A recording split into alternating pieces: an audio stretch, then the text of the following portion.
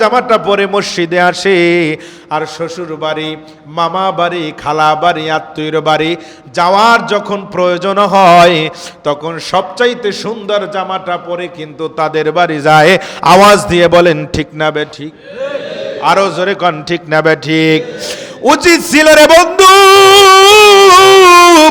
যেই মালিক তোমাকে সৃষ্টি করেছে ওই মহান মুনিবের সামনে তুমি দাঁড়াইবা, সবচাইতে যেই সুন্দর পোশাকটা, ওই পোশাকটা শরীরের মধ্যে লাগাইয়া কিন্তু আল্লাহর কদমের কিনারে সেজদা দেওয়ার জন্য বান্দা হিসাবে তোমার উচিত ছিল। কথা বলেন ঠিক কিনা? হযরতে তালহা ডাক দিয়া কয়, ইয়া রাসূলুল্লাহ, ওই গর্তের মধ্যে আমার স্ত্রীকে বসাইয়া আমি যখন এই শরীরের বস্ত্রটা নিয়া আপনার কদমের কাছে এসেছি, নবী আমার ডাক দিয়া কয়, তালহা এটা কতদিন যাবত?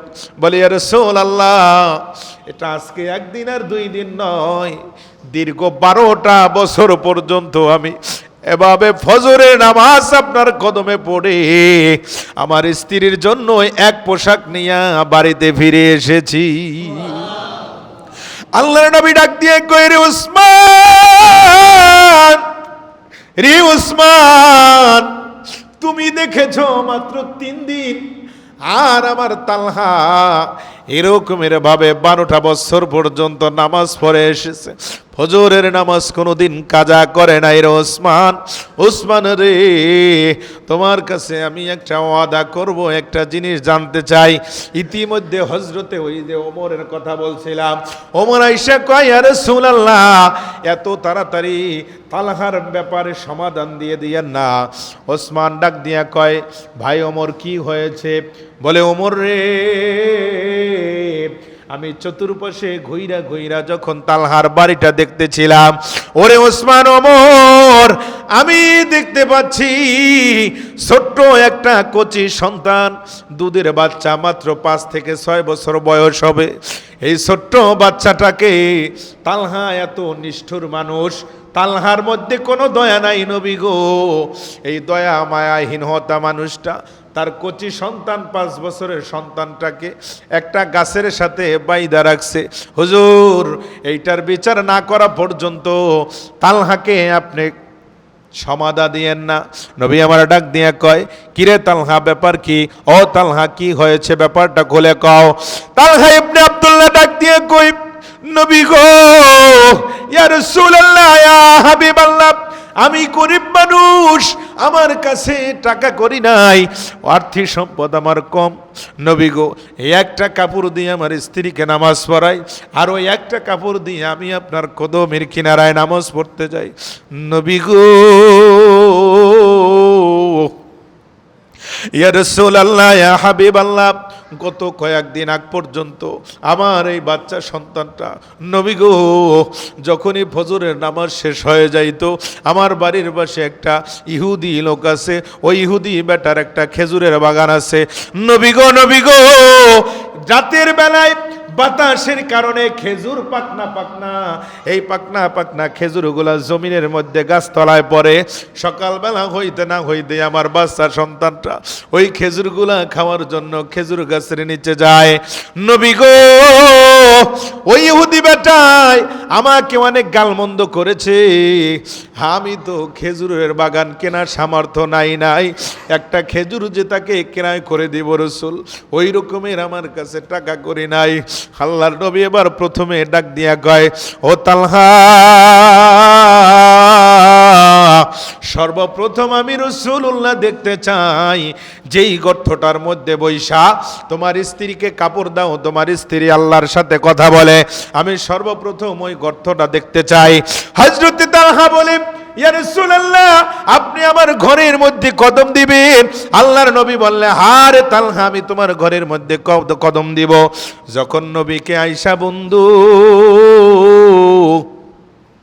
ওই যে গর্তটা দেখাইলো, আল্লাহর নবী 2টা চোখের পানি ছেড়ে দিয়া কয়, তালহা রে, আমি রাসূলুল্লাহ ঘোষণা দিয়ে গেলাম, আমার আল্লাহ সুবহানাহু ওয়া তাআলা এই মুহূর্তে তোমাকে 7 নম্বর জান্নাতে জান্নাতে জান্নাতে টিকিট পাওনেওয়ালা তালহা ইবনে আব্দুল্লাহ তোমাকে 7 নম্বরের জান্নাতি সাহাবী বলে ঘোষণা করেছি। ও তালহা, তোমার জান্নাত ওয়াজিব হয়ে গেছে। তোমার এই গর্ত দেখে আমি রাসূলুল্লাহ খুশি হয়ে গেলাম। ওসমান কই রে, ওসমান কই? ইহুদি বেটায় আমার তালহার সন্তান খেজুর খাবে বলে গালমন্দ করে। ওসমান পারবি নি আমার তালহার মুখের মধ্যে হাসি ফুটাইতে, আমি রাসূলুল্লাহর কলিজার মধ্যে হাসি ফুটাইতে।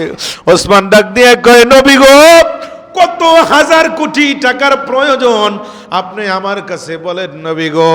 রাসূলুল্লাহর কলিজার মধ্যে হাসি ফুটাইতে তালহার 1 নয় 2 নয় লক্ষ নয় কোটি নয় যত টাকা পয়সা রয়েছে সব নবীজির অকাতরে কদমের মধ্যে ঢেলে দিব। প্রয়োজনে রাসূলে পাক যদি আমার প্রতি একটু খুশি হয়ে যায়। বন্ধুরে, তালহা ইহুদি বেটার কাছে জিজ্ঞেস করো, খেজুরের বাগানটা কত রে? হযরত ওসমান যাইয়া কয়, ইহুদি ভাই, তোমার খেজুরের বাগানের দাম কত? ইহুদি বেটাই কয়, কেন? কয়, আমারই তো সাহাবী হযরতে আব্দুল্লাহ ইবনে তালহা, তার সন্তান তোমার খেজুর গাছের খেজুর খাইতো, তুমি তাকে গালমন্দ করতো। আজকে আর আমি একটা খেজুর নয়, পুরো বাগান আমার আব্দুল্লাহ ইবনে তালহার সন্তানের জন্য আমি ক্রয় করে দিব। কান্দে রে তালহা, কান্দে, চোখের পানি ছেড়ে নবীজির দপ্তরে কান্দে। হযরত ওসমান ওই বেড়ার সাথে কথাবার্তা বইলা ইহুদি আবার কয়, পেয়েছে সুযোগ, সৎ কাজে সৎ ব্যবহার করে দিব।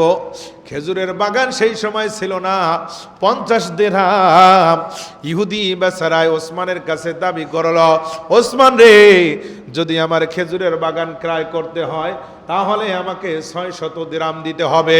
ওসমান ডাক দিয়া কয়, রে ইহুদি, আজকে তুই 600 কেন? আজকে যদি তুই আমার কাছে 6000 শত মুদ্রা চাইতি, দিরহাম চাইতি রে ইহুদি, আমি 6000 দিরহাম দিয়া আজকে খেজুরের বাগান আমার ভাই তালহা ইবনে আব্দুল্লাহর সন্তানের জন্য ক্রয় করে দিতাম। প্রয়োজনে রাসূলুল্লাহ আমার প্রতি একটু খুশি হয়ে যাইতো। নারায়ে তাকবীর, নারায়ে রিসালাত। বন্ধুরে, ওসমান দৌড়ে এসেছে নবীজির কদমে। আয়েশা ডাক দিয়া বলে, ইয়া রাসূলুল্লাহ, ইয়া হাবিবাল্লাহ, আপনার কদমে আমার সালাম। নবীজি ডাক দিয়া কয়, ওসমান, খেজুরের বাগানের খবর কি? বলে, হুজুর, একটা নয় পুরা খেজুরের বাগান আমার ভাই তালহার সন্তানের জন্য আমি ক্রয় করে নিয়েছি, কিনে নিয়েছি। আল্লাহর রাসূল ওসমানকে বুকের মধ্যে জড়ায়া কয়, ওসমান রে, আরে ওসমান, কি দিয়া আমি তোমাকে খুশি করব? ওসমান, আজকে রাসূলুল্লাহর খুশি, রাসূলুল্লাহর কদম, রাসূলুল্লাহর কলিজাকে তুমি জয় করে নিয়েছো। আমার তালহার মুখের মধ্যে হাসি ফুটাইয়া দিয়েছো। যাও রে, তালহার সন্তানটাকে রশি খুইলা দাও। তালহার সন্তানটা যখন রশি খুইলা দিছে, নবীজির কদমের কাছে চলে আসছে। তালহার সন্তানকে কোলের মধ্যে নিয়া নবীজির কদমের কিনারায় পৌঁছায়া যায়, কয়, নবী গো, আমার এই বাচ্চা সন্তান, মাসুম সন্তানটা বারবার ওই খেজুরের বাগানের মধ্যে যাইতো, আর কোনো দ্বিধা রইল না, আর কোনো কষ্ট রইল না। আমার সন্তান প্রত্যেক দৈনিক যাইয়া খেজুরের বাগানে খেজুর খাইতে পারবে। তালহা ইবনে আব্দুল্লাহর সন্তানটাকে নবীজি কোলের মধ্যে নিয়া আল্লাহর দপ্তরে হাত তুইলা কয়, মাবুদ,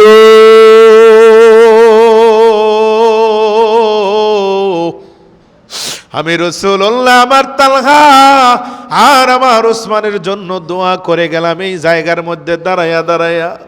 ও আল্লাহ, যখন ওসমানকে এই দুনিয়ার থেকে কবরের মধ্যে শোয়াইবে, সর্বপ্রথম আমি রাসূলুল্লাহ কবরের মধ্যে আমার ওসমানকে আমার দুইটা নুরানি হাত দিয়া রিসেপশন করে নিব। সেই নামাজ আমাদের পড়ার দরকার আছে না নাই? আর একটু আস্তে কোন আছে না নাই? তারা নামাজ পড়ার জন্য একটা কাপড় ব্যবহার করে দুইজনে নামাজ পড়েছে, আর আমরা শত শত কাপড়, শত শত ড্রেস, শত শত জামা আমাদের সুকে সালমান আলনার মধ্যে থাকার পরেও বাবা আমরা কিন্তু সুন্দরভাবে নামাজ পড়তে পারি না। যাই হোক, ওইদিকে গেলাম না। আর আপনারা ইনশাআল্লাহ সঠিকভাবে নামাজটা পড়ার চেষ্টা করবেন।